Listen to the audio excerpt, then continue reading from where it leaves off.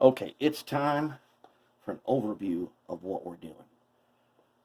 So, first, you guys ain't supposed to see this yet. This is not ready. I'm going to give you just a taste of what's happening. All right. So this is the SD40. It's the Olympic Special. Very special model.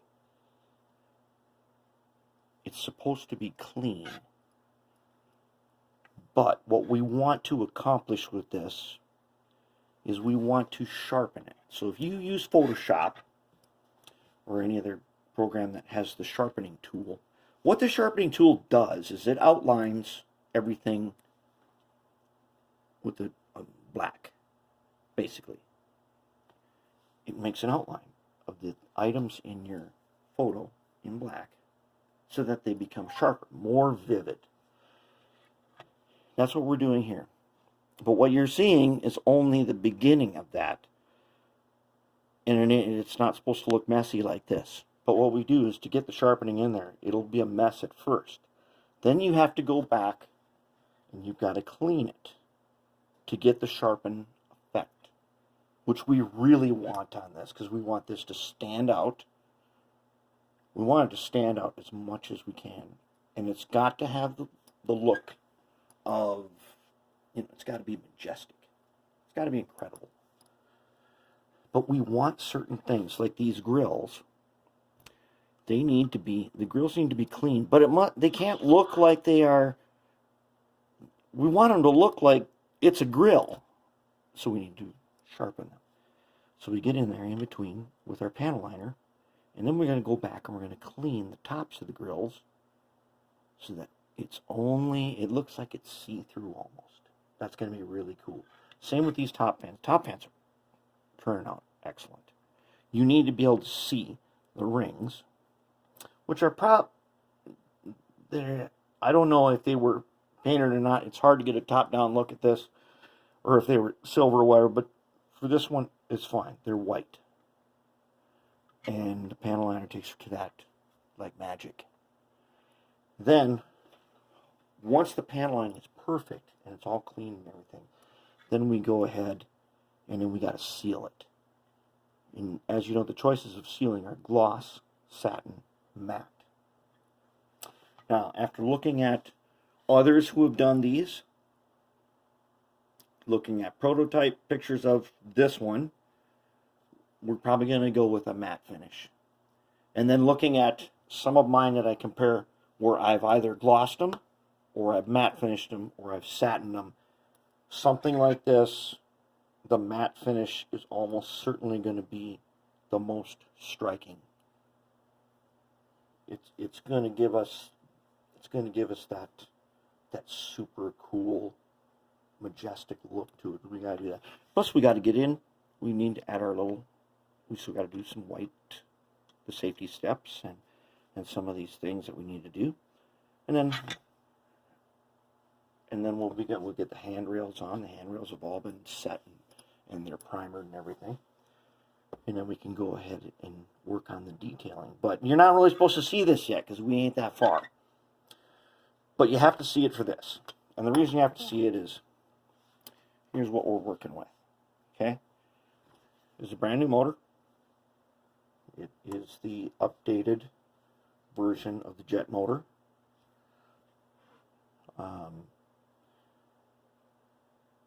And we have to do something like we did with F7. What we need to do is the platform thing again. And I have created the excellent super platform.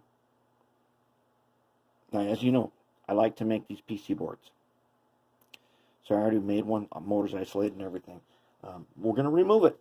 And we're going to put, just like we did in the F7, we're going to put our excellent super platform here, which I made a notch, for these wires from the motor to come up directly.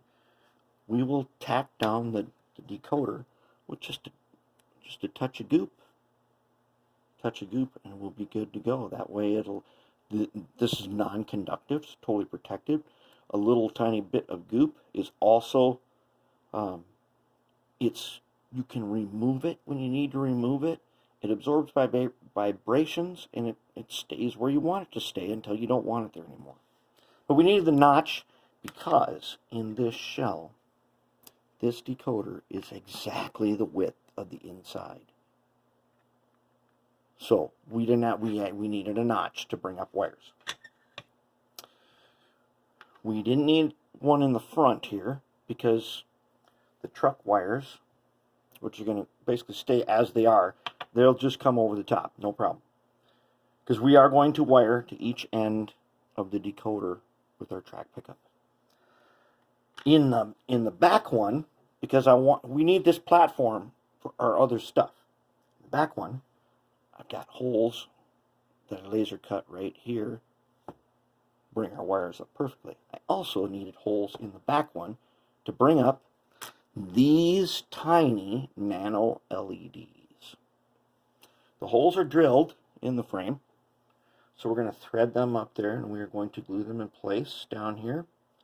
And then we've got a nice little hole here. This is not the right end, but I'm going to put it to just show you. Then we can thread through there. Then we are going to be almost certainly mounting the speakers to the super platform.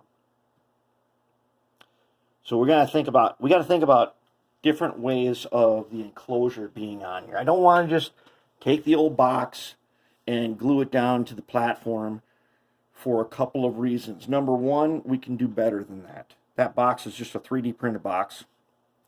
And these speakers here look like this. So I have a very excellent text on acoustic, and basically acoustic engineering and architecture.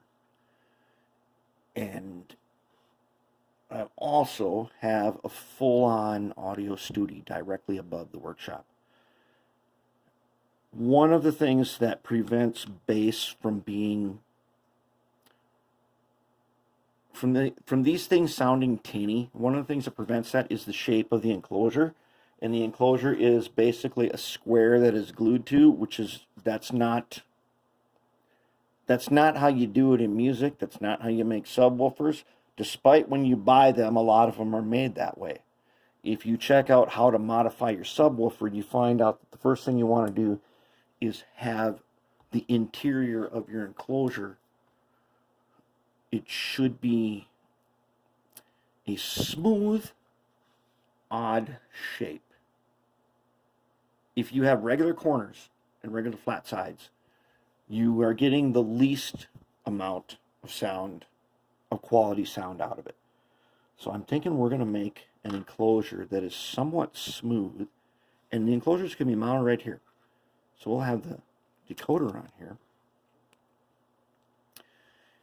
And this is the one closest to the cab. We'll be able to put our special enclosure here, and we'll be able to put our other one back here. Now the problem with the SD40 is there is no convenient place on here to basically vent sound. We don't have a good way to make a horn that's going to come out the top.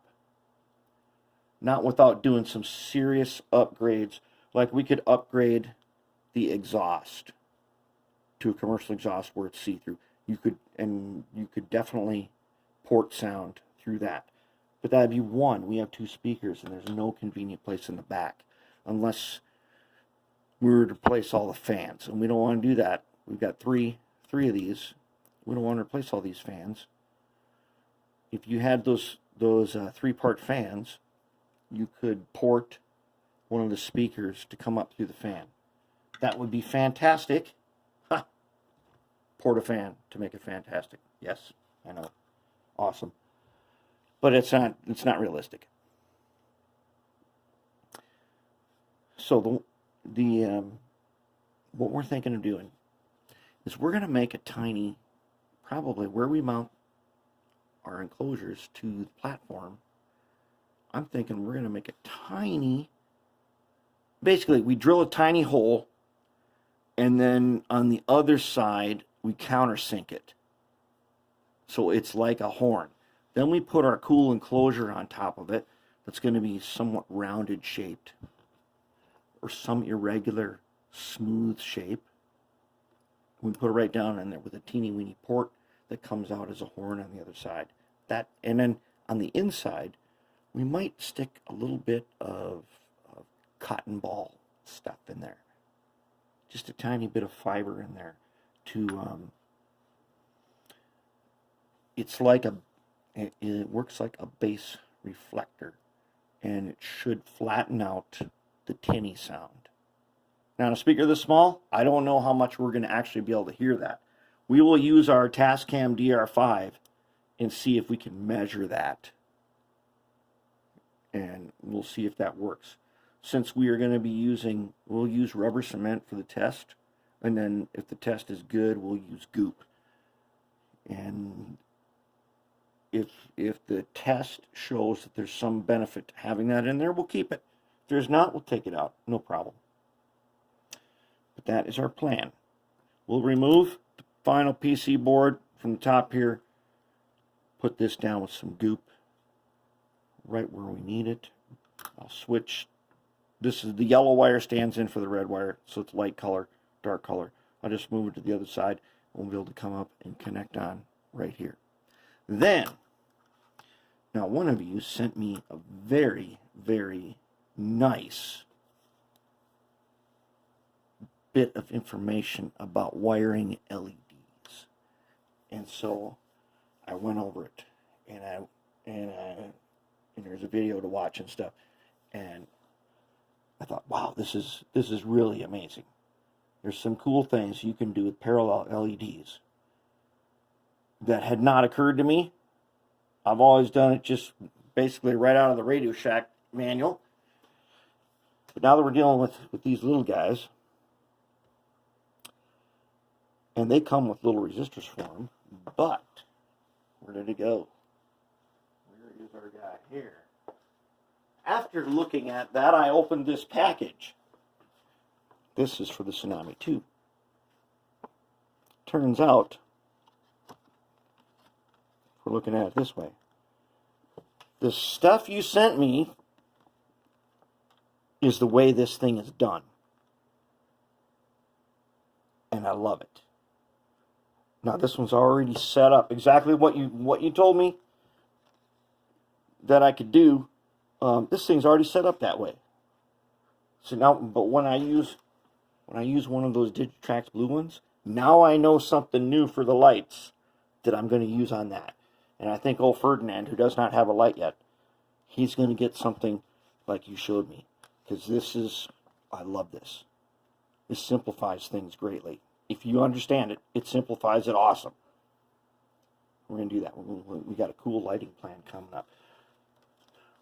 The other thing we need to do for the lighting plan is, so if we're going to be able to mount on here, all the truck lights and the sound can be on our excellent super platform.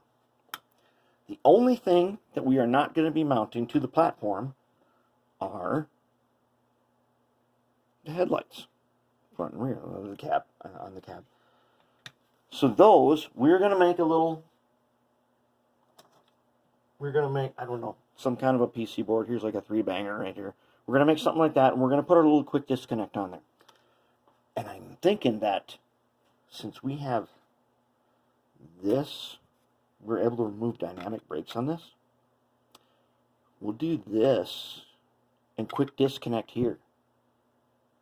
I think that's what we want to do. We want to quick disconnect this way, and then you can take the shell off just like normal and have no troubles whatsoever. So those lights will be up in here. There's going to be 2 of these on. There's going to be 1 for each of the lenses, and we'll bring them towards the dynamic brake to some kind of a PC board with a disconnect that'll then come down, and we'll follow the plan, the wiring plan, and that disconnect will allow us to remove the shell just by taking this off and disconnecting here. You know how much easier that would be than pulling the shell off and trying to get a disconnect under there? This is going to be super uber cool. Yeah, so it's getting exciting now. This is my first test platform.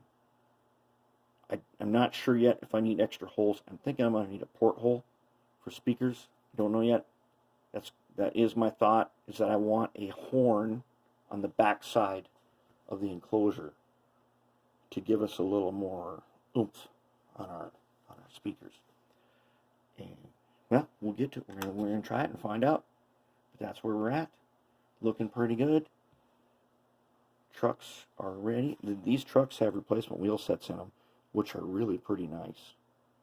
So these are the new standard. I think it's RP25, and it had the old wheel sets in them, but there was a bag of these in. I'm like, well, what the heck are these for? And why do we need them? Now they're RP25s, so we're going to use them because that is a standard of higher quality. So it's going to be. This is looking good. We are getting very close here. Once we do one, the other two, we'll just bang them out like nothing. So that's where we're at. We are very close to having a little test run pretty quick.